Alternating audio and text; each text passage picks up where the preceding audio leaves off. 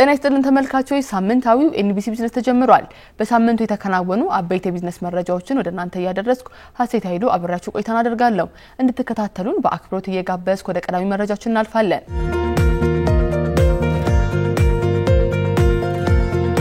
የኢትዮጵያ መንግስት የፊስካል አስተዳደር ለማጠናከር የሀገር ውስጥ ሀብትን ማሰባሰብን ለማጎልበትና ቁልፍ መዋቅራዊ የሪፎርም ስራዎችን ለማፋጠን ቁርጠኛ መሆኑን የገንዘብ ሚኒስትር አህመድ ሽዴ ገልጸዋል።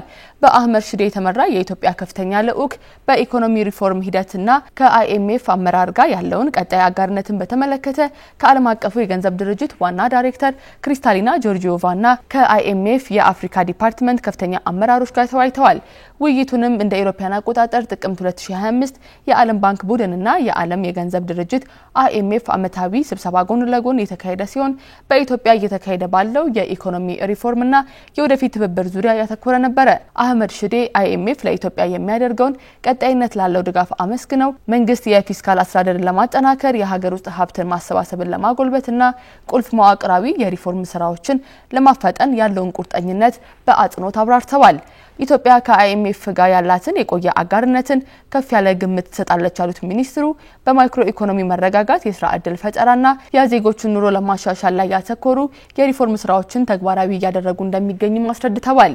የኢትዮጵያን የለውጥ ጥረቶች ግስጋሴና ስኬትን በማጉላት ለስኬቶቹ መነሻ የሚሆኑ በርካታ ቁልፍ ጉዳዮችን አህመድ ሽዴ ያብራሩ ሲሆን ለስኬቶቹ መነሻ የሆኑ ተግባራትንም አንስተዋል። የሁለትዮሽንና የንግድ አበዳሪዎች ጋር እየተደረገ ስላለው የዕዳ አያያዝ ውይይቶችን በተመለከተ ለአይኤምኤፍ የስራ ኃላፊዎች ወቅታዊ ማብራሪያን የሰጡት ደግሞ የኢትዮጵያ ብሔራዊ ባንክ ገዢ እዩብ ተካልኝ ናቸው። እስካሁን የተገኘው አበረታች እድገትን በመጥቀስ በዚህ ሂደት ውስጥ የአይኤምኤፍ ቀጣይነት ያለው ድጋፍ አስፈላጊ መሆኑንም ነው የገለጹት። የዓለም ገንዘብ ድርጅት ዋና ዳይሬክተር ክሪስታሊና ጆርጂዮቫ በበኩላቸው በኢትዮጵያ እስካሁን የተሰሩ የሪፎርም ስራዎች ጉልህ ስኬቶችን እውቅና ሰጥተው ጠንካራ የኢኮኖሚ እድገት መመዝገቡን፣ የዋጋ ግሽበት እየቀነሰ መሄዱን ጠቁመዋል። የኢትዮጵያን ሁለንተናዊ ኢኮኖሚያዊ አቅምን ለማጠናከር መንግስት የጀመረውን የሪፎርም ስራዎችን አጠናክሮ እንዲቀጥልና የግሉ ዘርፍ ተሳትፎ እንዲጠናከር ዋና ዳይሬክተሯ እንደሚያበረታቱም ጠቁመዋል። የኢትዮጵያን የኢኮኖሚ ለውጥና የዕዳ ማስተካከያ ዘላቂ ጥረቶችን ከዋና የልማት አጋሮች ጋር በቅርበት ለመደገፍ የዓለም ገንዘብ ድርጅት ቁርጠኛ መሆኑንም አረጋግጠዋል።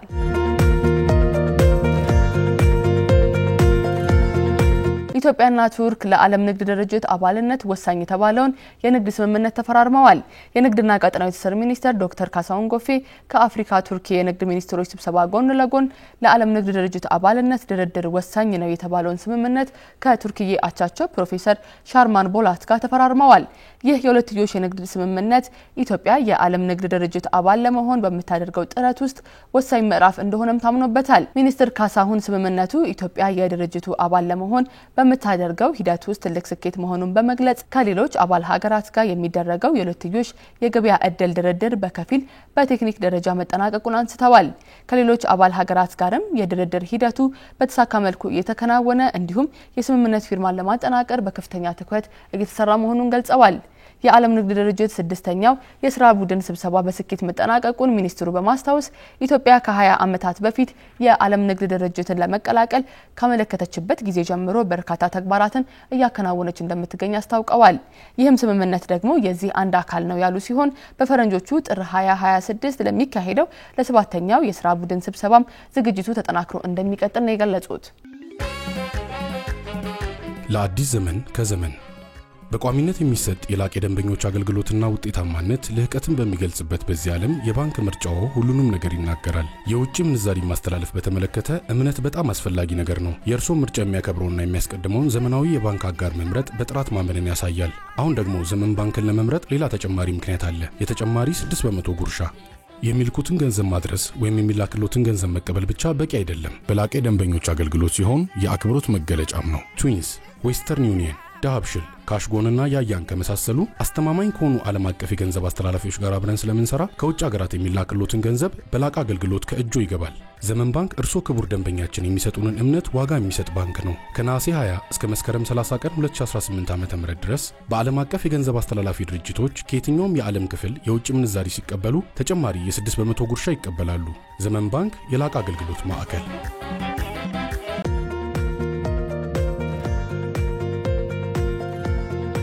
ተመልካቾች ሳምንታዊው ኤንቢሲ ቢዝነሳችን ወደ እናንተ መድረሱን ቀጥሏል። የኢትዮጵያ ቀጥተኛ የውጭ ኢንቨስትመንት በመጀመሪያው ሩብ ዓመት በ7.87% ማደጉን የተመለከተው በያዝነው በዚህ ሳምንት ነው።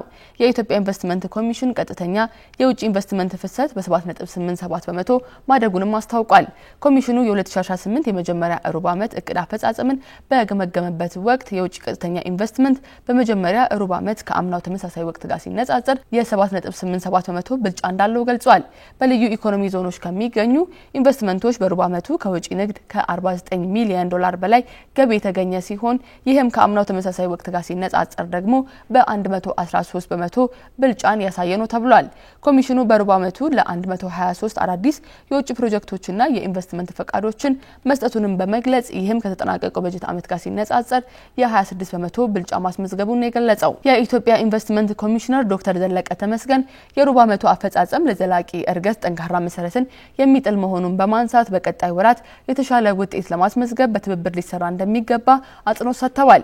ይህም ባለሀብቶች በኢትዮጵያ መዋዕለ ንዋያቸውን ፈሰስ ለማድረግ ያላቸውን ፍላጎት ያሳየ እንዲሁም ደግሞ ሀገሪቷ የምታካሂዳቸው ተከታታይ የኢኮኖሚ ማሻሻያዎች እያስገኙ ያሉትን ውጤት አመላካች ነው ተብሏል።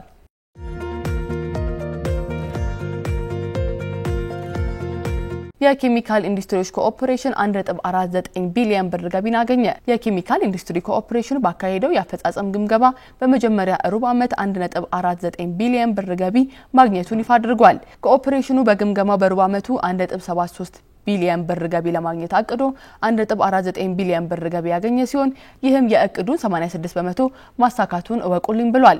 ከታክስ በፊት ደግሞ ኮኦፕሬሽኑ 266.68 ሚሊዮን ብር ትርፍ ለማግኘት አቅዶ 294.74 ሚሊዮን ብር አግኝቻለሁ ብሏል። በዚህም የእቅዱን 10.5% ብልጫ ማግኘቱን የገለጸው የኮኦፕሬሽኑ ዋና ስራ አስፈጻሚ ዶክተር ሁንዴሳ ደሳለኝ የተመዘገበው ውጤት የተሻሻለ የአሰራር ቅልጥፍና በመኖሩ የተነሳ መሆኑን በማመልከት በበጀት ዓመቱ ገቢን በተመለከተ ከተያዘው ግብ ውስጥ በ86% መሸፈን መቻሉን ያነሱት በበጀት ዓመቱ ምርታማነትን ለማሳደግ የአሰራር ችግሮችን በመፍታትና በሁሉም ባለድርሻ አካላት መካከል ያለውን ትብብር በማጠናከር ይህንን እድገት በፍጥነት ማስቀጠል አስፈላጊ መሆኑንም አጽንኦት ሰጥተዋል።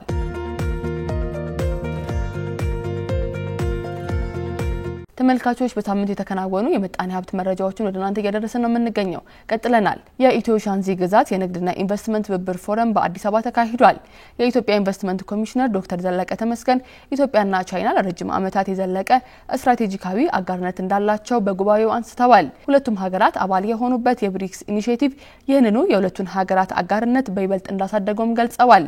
ቻይና በኢትዮጵያ ቀጥተኛ ኢንቨስትመንት ቁጥር 1 አጋር መሆኗን የገለጹት ኮሚሽነሩ ኢትዮጵያ እያደረገች ባለ የሀገር በቀል ኢኮኖሚ ማሻሻያዎች መሰረት በለየቻቸው ስትራቴጂካዊ የኢንቨስትመንት ዘርፎች ላይ የቻይና ባለሀብቶች ይበልጥ እንዲሳተፉም በመድረኩ ጥሪ አቅርበዋል። የሻንዚ አውቶሞቲቭ ግሩፕ አዲስ የመኪና ሞዴል ምርቱንም በመድረኩ ላይ አስተዋውቋል። ተመልካቾች ይህንን ጉዳይ በዝርዝር ተከታትለን እንመለሳለን።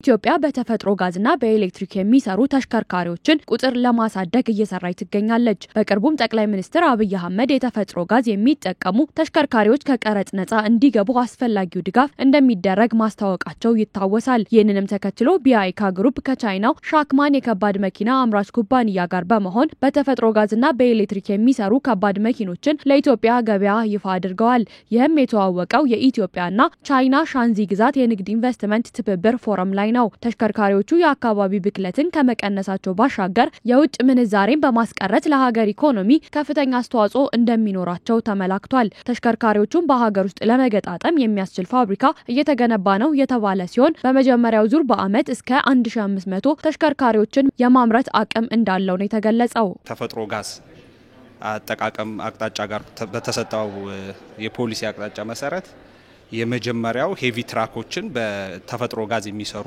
ትራኮችን ወደ ኢትዮጵያ ማስገባት እና የሎጂስቲክስ ዘርፉን መደገፍ ሲሆን በአጭር ጊዜ ውስጥ ደግሞ የመገጣጠሚያ ፋብሪካን አዘጋጅተን ስለጨረስን በቅርብ ጊዜ ደግሞ ይህንኑ በዚሁ በተፈጥሮ ጋዝ የሚሰሩ ተሽከርካሪዎችን አገር ውስጥ መገጣጠም እንጀምራለን ማለት ነው። በተፈጥሮ ጋዝ እና በኤሌክትሪክ የሚሰሩ መኪኖች ብዙ የአገርን ሀብት የማዳን እድላቸው በጣም ትልቅ ነው። የውጭ ምንዛሬን ይቆጥባል። እንዲሁም ከፍተኛ የሆነ ኢኮኖሚ ላይ አስተዋጽኦ ይኖራቸዋል። በማኑፋክቸሪንግ ዘርፍ ኢንቨስትመንታችንን ለማሳደግ ቁርጠኞች ነን። በኢትዮጵያ ማህበራዊ እድገት እንዲኖርም የበለጠ እንሰራለን። በተለይም የሥራ ዕድልን የማስፋፋት ኃላፊነታችን ላይ እናተኩራለን። ለምሳሌ እኛ ከባድ ተሽከርካሪዎችንና ነዳጅ ጫኝ መኪናዎችን ማስመጣት ላይ ነው የተሰማራ ነው። በኢትዮጵያ የተከፈተልን የኢንቨስትመንት በር ምቹ ዕድል ነው። የኢትዮጵያ ትልቋ የንግድ አጋር እንደሆነች የሚነገርላት ቻይና ከኢትዮጵያ ጋር ያላት የንግድ ግንኙነት እየጠነከረ መምጣቱ ተገልጿል። በኢትዮጵያና ሻንዚ ግዛት የንግድ ኢንቨስትመንት ትብብር ፎረም ላይ የተገኙት የንግድና ቀጠናዊ ትስስር ሚኒስትር ዴኤታ እንዳለው መኮንን በሁለቱ ሀገራት መካከል ያለው የንግድ ልውውጥ በ2024 $6.37 ቢሊዮን መድረሱን አንስተዋል። ወደ ቻይና ከሚላኩ ዋና ዋና የውጭ ንግድ ምርቶች መካከልም ቡና፣ የቅባት እህሎች፣ ቆዳና ማዕድናት ይገኙበታል። ቻይና መሰረተ ልማቶችን፣ ንግድና ኢንቨስትመንቶችን በመደገፍ ከኢትዮጵያ ዋና ኢኮኖሚ አጋሮች አንዷ ሆና ቀጥላለች። በ2024 በሁለቱ ሀገራት መካከል ያለው የሁለትዮሽ ንግድ $6.37 ቢሊዮን ደርሷል። ኢትዮጵያ ወደ $105 ሚሊዮን የሚጠጋ ምርት የላከች ሲሆን ከ$6.2 ቢሊዮን በላይ የሚያወጡ ዕቃዎችን አስገብታለች። ወደ ቻይና ከምንልካቸው ምርቶች መካከል ቡና፣ የቅባት እህሎች፣ የቆዳ ምርቶችና ማዕድናት ይገኙበታል።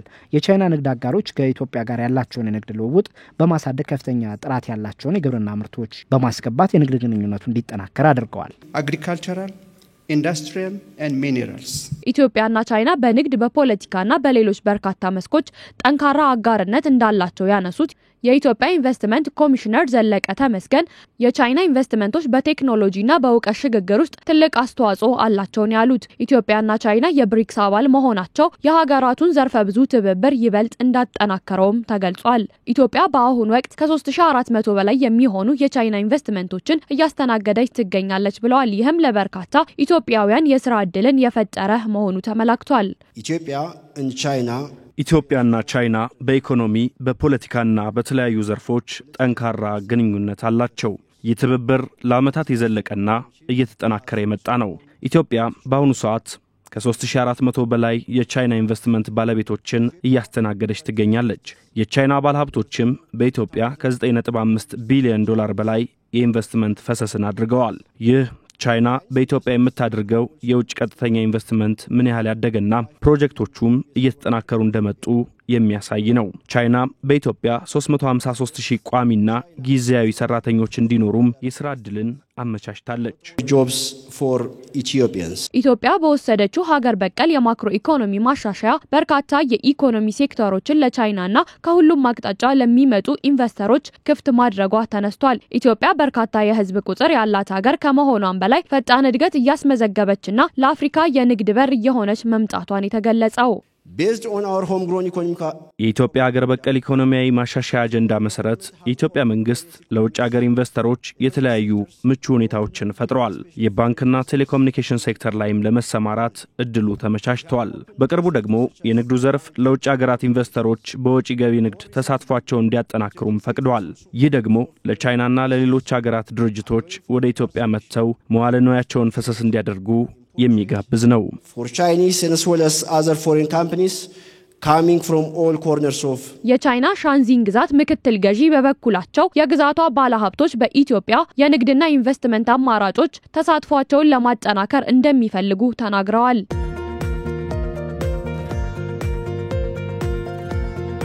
የሳውዲ አረቢያ የልማት ፈንድ የኢትዮጵያ ልማት አጀንዳ መደገፉን አጠናክሮ እንደሚቀጥል የገለጸው በያዝነው በዚህ ሳምንት ነው። ፈንዱ ከኢትዮጵያ ጋር በአዳዲስ የትብብር መስኮች የመስራት ፍላጎት አለኝም ብሏል።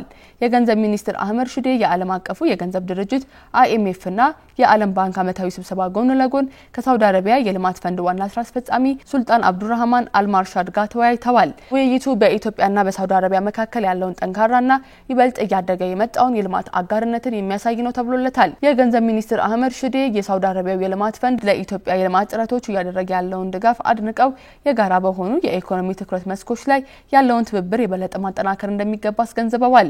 የሳውዲ አረቢያ የልማት ፈንድ ዋና ስራ አስፈጻሚ ሱልጣን አብዱራህማን በበኩላቸው ፈንዱ ከኢትዮጵያ ጋር ያለውን ትብብር የበለጠ ለማጎልበት ቁርጠኛ ነው ብለዋል። ከኢትዮጵያ ዘላቂ የልማት አጀንዳ ጋር ለተሳሰሩ ፕሮጀክቶች መዋዕለ ንዋዩንም ፈሰስ ለማድረግ ፍላጎት እንዳለው አመላክተዋል። የገንዘብ ሚኒስትሩና የፈንዱ ዋና ስራ አስፈጻሚ የግሉን ዘርፍ ተሳትፎ ማሳደግ እንዲሁም በኢትዮጵያና በሳውዲ አረቢያ መካከል ያለውን የኢንቨስትመንት ትስስር ማጠናከር በሚቻልባቸው ሁኔታዎች ላይ ሀሳብ ተለዋውጠዋል። ሁለቱ ወገኖች የሀገራቱን አጋርነት የጋራ ብልጽግናና ዘላቂ ልማትን ማረጋገጥ መሰረት ባደረገ መልኩ የበለጠ ለማጠናከር ቁርጠኞች ነን ብለዋል። ለአዲስ ዘመን ከዘመን በቋሚነት የሚሰጥ የላቀ ደንበኞች አገልግሎትና ውጤታማነት ልህቀትን በሚገልጽበት በዚህ ዓለም የባንክ ምርጫው ሁሉንም ነገር ይናገራል። የውጭ ምንዛሪ ማስተላለፍ በተመለከተ እምነት በጣም አስፈላጊ ነገር ነው። የእርሶ ምርጫ የሚያከብረውና የሚያስቀድመውን ዘመናዊ የባንክ አጋር መምረጥ በጥራት ማመንን ያሳያል። አሁን ደግሞ ዘመን ባንክን ለመምረጥ ሌላ ተጨማሪ ምክንያት አለ። የተጨማሪ 6% ጉርሻ። የሚልኩትን ገንዘብ ማድረስ ወይም የሚላክሎትን ገንዘብ መቀበል ብቻ በቂ አይደለም። በላቀ ደንበኞች አገልግሎት ሲሆን የአክብሮት መገለጫም ነው። ትዊንስ፣ ዌስተርን ዩኒየን፣ ዳሃብሽል፣ ካሽጎንና ያያን ከመሳሰሉ አስተማማኝ ከሆኑ ዓለም አቀፍ የገንዘብ አስተላላፊዎች ጋር አብረን ስለምንሰራ ከውጭ ሀገራት የሚላክሎትን ገንዘብ በላቀ አገልግሎት ከእጆ ይገባል። ዘመን ባንክ እርሶ ክቡር ደንበኛችን የሚሰጡንን እምነት ዋጋ የሚሰጥ ባንክ ነው። ከነሐሴ 20 እስከ መስከረም 30 ቀን 2018 ዓ.ም ድረስ በዓለም አቀፍ የገንዘብ አስተላላፊ ድርጅቶች ከየትኛውም የዓለም ክፍል የውጭ ምንዛሪ ሲቀበሉ ተጨማሪ የ6% ጉርሻ ይቀበላሉ። ዘመን ባንክ የላቀ አገልግሎት ማዕከል።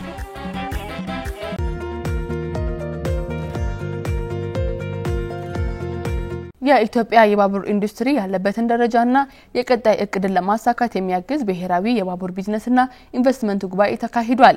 በመድረኩ አስተማማኝ የባቡር ኢንዱስትሪ መገንባት ለኢትዮጵያ አማራጭ ሳይሆን አስፈላጊ መሆኑ የተገለጸ ሲሆን የባቡር ቢዝነስና ኢንቨስትመንት ጉባኤ በዘርፉ ላይ የሚሰሩ ቀጣይ ስራዎችን ለመምከር ፋይዳው የጎላ እንደሆነ ተገልጿል። የባቡር ኢንዱስትሪ ማጠናከር የትራንስፖርት አገልግሎትን ከመስጠት ባሻገር የሀገር ውስጥ ኢንዱስትሪዎችን ለማገናኘት እንዲሁም በአፍሪካ ያለውን ትብብርና ግንኙነት በማሳደግ በዓለም አቀፍ ደረጃም ተወዳዳሪ ለማድረግ የሚያስችል ነው ተብሏል።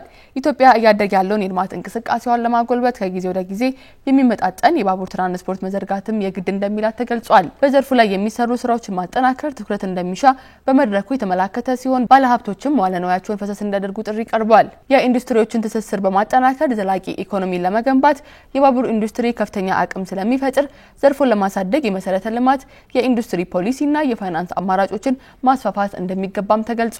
ተመልካቾች ከዚህ ጉዳይ ጋር በተገናኘ የኢትዮጵያ ምድር ባቡር ኮርፖሬሽን ከዚህ ቀደም የተገነቡ መሰረተ ልማቶችን በማጠናከር አዳዲስ ፕሮጀክቶችን ለማስፋፋት እቅድ መያዙን አስታውቋል። የአዋሽ ኮምቦልቻ ሀራ ገበያ የባቡር መስመር፣ ወልዲያ መቀሌ እንዲሁም በሶፍ ዑመር ዋሻ የተጀመረው የባቡር መስመር በሂደት ላይ ከሚገኙት መካከል እንደሆነ ተጠቅሷል። ተመልካቾች ይህንን ጉዳይ በዝርዝር እንመለከተዋለን።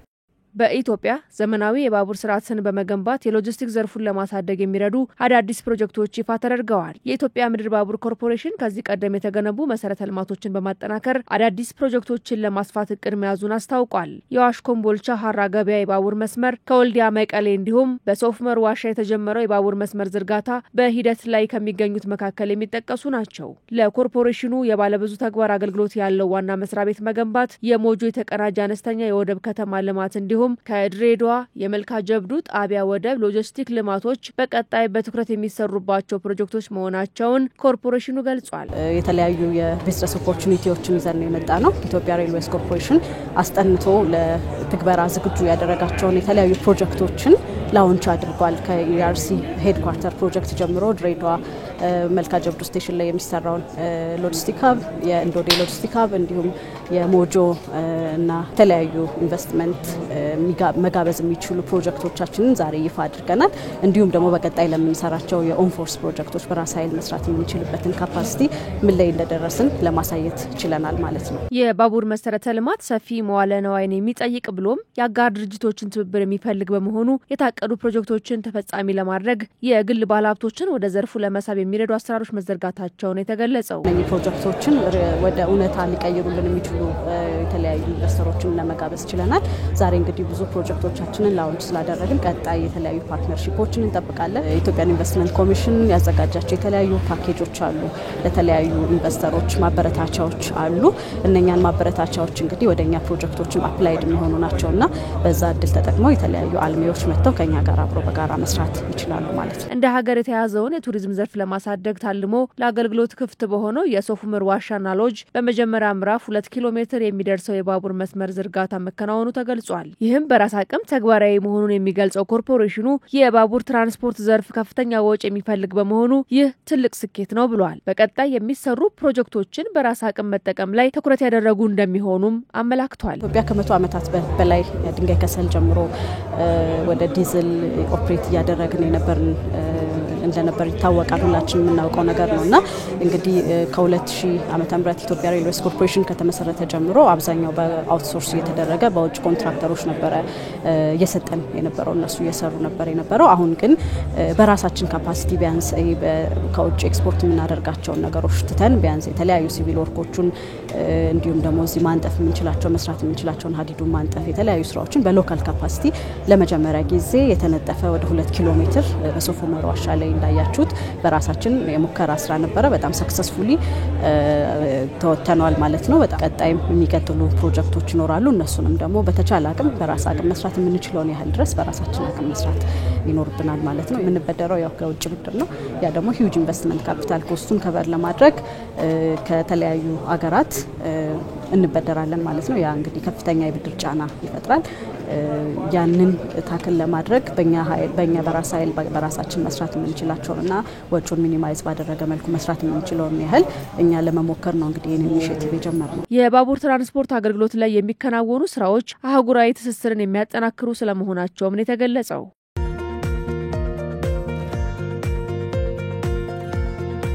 ኤንቢሲ ቢዝነስ አሁንም ወደ እናንተ እየደረሰ ይገኛል። ኢትዮጵያ በ2026 የሚካሄደውን የሩሲያ አፍሪካ ጉባኤን ለማዘጋጀት ጥሪ አቅርባለች። ኢትዮጵያ በ2026 እንዲካሄድ የታቀደውን ሶስተኛውን የሩሲያ አፍሪካ የመሪዎች ጉባኤን ለማስተናገድ ፍላጎቷን በይፋ አስታውቃለች። አዲስ አበባ ከተማም ይህንኑ ግዙፍ የዲፕሎማሲ ስብሰባን እንድታካሄድ እጩ መሆኗ ተመላክቷል። ምክንያቱ ደግሞ የአፍሪካ የፖለቲካ ዋና ከተማ የሚል ስያሜ የተሰጣት በመሆኑና ትላልቅ ዓለም አቀፍ ጉባኤዎችን ለማስተናገድ የሚያስችል ዘመናዊ መሰረተ ልማት ማሟላቷን ተከትሎ ነው። ኢትዮጵያ ከሩሲያ ጋር በቴክኖሎጂ፣ በደህንነት፣ በግብርናና በኃይል ዘርፎች ያላትን ትብብር አጠናክራ እንደምትቀጥል ማስታውቃለች። ዘመናዊ መገልገያዎች የአፍሪካ ህብረት ዋና መቀመጫ መሆኗን ጨምሮ የኢትዮጵያ አየር መንገድ ሰፊ የበረራ መረብ አዲስ አበባ እጩ እንድትሆን ምክንያት ሆኗታል ነው የተባለው። ሶስተኛው የሩሲያ አፍሪካ ጉባኤ በሩሲያና በአፍሪካ ሀገራት መካከል በአፍሪካ ህብረት ማዕቀፍ ውስጥ ትብብርን ለማሳደግ ያለመ ሲሆን በርካታ የሁለትዮሽ ስምምነቶችና የጋራ መግለጫዎች ይፈጸሙበታል ተብሎ ይጠበቃል።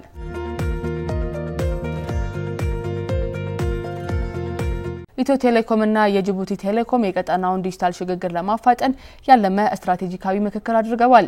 የኢትዮ ቴሌኮም ዋና ስራ አስፈጻሚ ፍሬው ታምሩና የጅቡቲ ቴሌኮም ዳይሬክተር ጀነራል መሐመድ አሴዌ የሁለቱን ኩባንያዎች የረጅም ጊዜ አጋርነት ለማጠናከር እንዲሁም በዲጂታል ስነ ምህዳር አዳዲስ እድሎችንም ለመቃኘት ተስማምተዋል። በኢትዮ ቴሌኮም በጅቡቲ ቴሌኮምና በሱዳቴል የተፈረመው የሆራይዘን የፋይበር መስመር ዝርጋታ ፕሮጀክትን ማፋጠን እንዲሁም ዓለም አቀፍ ጌትዌይ ኔትወርክን፣ ቴሌብርን፣ የኢንተርፕራይዝ የሮሚንግና በሌሎች የአገልግሎት ጉዳዮች ላይ ትኩረታቸውን አድርገው ውይይት አድርገዋል። ዋና ስራ አስፈጻሚዋ ምክክሩ በአህጉሪቱ ዲጂታል ተደራሽነትን፣ ፈጣንና ዘላቂ እድገትን የሚያፋጥኑ ጠንካራ አጋርነቶችን በመፍጠር የህዝቦችን ተጠቃሚነት ማረጋገጥን ያለመ ነው ብለዋል። በደንበኞች ቴሌብር ኢኮሜርስ ዓለም አቀፍ አገልግሎቶችን መሰረተ ልማት የተገኙ ስኬቶችን ያብራሩ ሲሆን የአፍሪካ ዲጂታል ሽግግርን ለማፋጠን በፋይበር የቀጠናውን ትስስር ማጠናከር ላይም አጽንኦት ሰጥተዋል። የጅቡቲ ቴሌኮም ዋና ዳይሬክተር በበኩላቸው ለአጋርነቱ ያላቸውን ጠንካራ ቁርጠኝነት በማረጋገጥም በአፍሪካ ኦፕሬተሮች መካከል ስትራቴጂካዊ ትብብርን ለማጠናከር አርአያ ለመሆን ፍላጎታቸውን ገልጸዋል።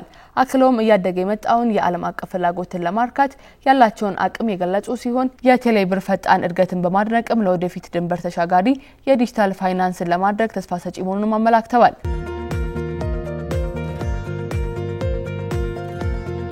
የኢትዮጵያ ኤሌክትሪክ አገልግሎት በ2018 በጀት ዓመት የመጀመሪያ 3 ወራት 107191 አዳዲስ ደንበኞችን የኤሌክትሪክ አገልግሎት ተጠቃሚ አድርጓል አለ። ይህም ቁጥር ከአምናው ተመሳሳይ ወቅት ጋር ሲነጻጸር የ18.3% ወይም 16618 ደንበኞች ብልጫ ያለው ነው ተብሏል። የኤሌክትሪክ ተጠቃሚ ከሆኑት አዳዲስ ደንበኞች መካከል 95.5% የድህረ ክፍያ እንዲሁም 4.5% ደግሞ የቅድመ ክፍያ ቆጣሪ ደንበኞች ሲሆኑ ከእነዚህም 88 9.7% በስታንዳርዱ መሰረት የኤሌክትሪክ ቆጣሪ ያገኙ ናቸው ተብሏል። ፍትሃዊ የኤሌክትሪክ ተደራሽነትን ከማረጋገጥ አኳያ 14 አዳዲስ የገጠር ከተሞችና መንደሮችን የኤሌክትሪክ ተጠቃሚ መሆናቸውን ተቋሙ ወቁልኝ ብሏል። ከነዚህ መካከል 13ቱ ከዋናው ግሪድ እንዲሁም አንድ መንደር ደግሞ በኦፍ ግሪድ አሊያም በፀሐይ ኃይል አማራጭ ተጠቃሚ እንዲሆኑ ማድረጉን የገለጸው የኃይል አቅርቦቱን አስተማማኝና ጥራት ያለው ለማድረግ 957 ኪሎ ሜትር የዲስትሪቢዩሽን መስመሮችን የመለሶ ግንባታ ስራ፣ 2151 ኪሎ ሜትር የማስፋፋያ ስራ፣ 493 ነባር ትራንስፈርመሮችን ማሻሻያና 850 አዲስ ትራንስፈርመሮች ተከላ ተከናውኗል። የስነ ምግባርና ብልሹ አሰራርን በተመለከተ ደግሞ በበጀት ዓመቱ የመጀመሪያ 3 ወራት በ20 ሰራተኞች ላይ ልዩ አስተዳደራዊና የዲሲፕሊን እርምጃዎች ተወስደዋል። የዲጂታል ክፍያ ስርዓትን ለማጠናከር እየተደረገ ባለው ጥረትም በኢፔመንት ክፍያ የፈጸሙ ደንበኞች ቁጥር 94.5% መድረሱን የገለጸው